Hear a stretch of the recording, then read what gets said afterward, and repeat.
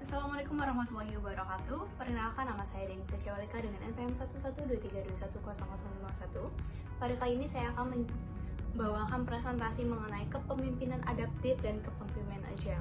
Nah, salah satu tokoh yang saya angkat ceritanya pada hari ini adalah Pak Nadiem Makarim, salah satu Menteri Pendidikan, Kebudayaan, Riset, dan Teknologi Republik Indonesia dan juga pendiri Gojek, yang mana sekarang Gojek menjadi salah satu startup terbesar di Indonesia. Sedikit latar belakang tentang beliau adalah lulusan dari sarjana Harvard University dan mendirikan Gojek pada 2010. Tapi Pak Nadiem Makarim ini juga memiliki tantangan dalam industri bisnis. Yang pertama itu adanya tantangan di industri startup, di mana ada persaingan ketat dan juga teknologi yang berkembang pesat dan kebutuhan akan inovasi terus-menerus.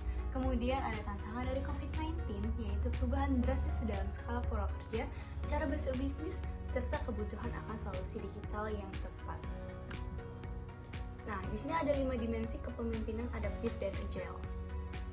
Yang pertama itu fleksibilitas dalam pengambilan keputusan, di mana seorang pemimpin harus mampu membuat keputusan tepat meskipun dihadapi dalam situasi dinamis atau tidak pasti.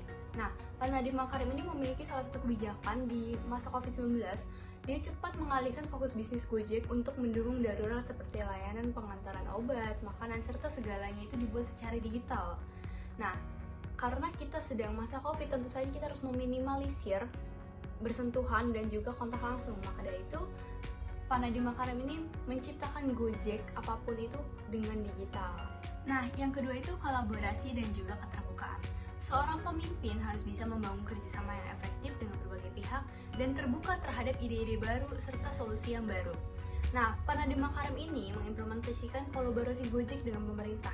Gojek bekerja sama dengan pemerintah dalam program bantuan sosial dan pendistribusian barang-barang untuk kebutuhan pokok selama pandemi. Keterbukaan Nadiem ini dalam berkolaborasi dengan sektor ini membentuk ekosistem yang lebih inklusif, teman-teman. Kemudian ketiga itu resiliensi terhadap ketidakpastian. Seorang pemimpin harus mampu untuk tetap teguh dan melanjutkan perjalanan meskipun menghadapi tantangan dan ketidakpastian. Contohnya transformasi pendidikan di masa pandemi. Nah, di Makarim ini menerapkan kebijakan pembelajaran jarak jauh. Jadi ketika dia menjadi menteri, dia tetap membuat kebijakan baru yang mungkin awam untuk kita, tapi ternyata tantangan ini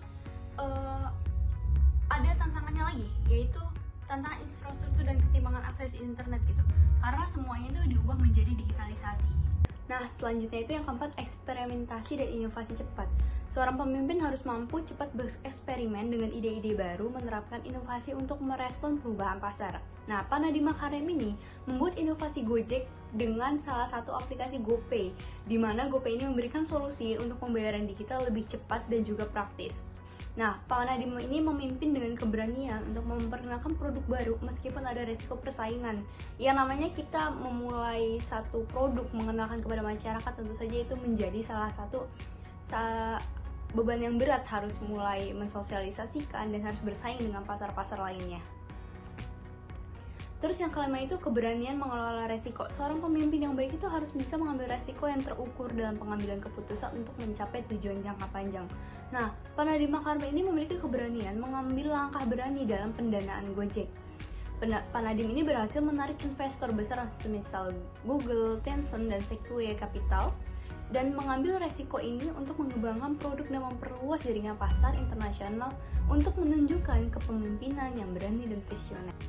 Jadi kesimpulannya, Pak Nadiem Makarim ini menunjukkan salah satu tokoh yang memiliki kepemimpinan yang adaptif dan agile dengan kemampuan untuk beradaptasi dengan perubahan, mengelola resiko, dan terus berinovasi di berbagai sektor.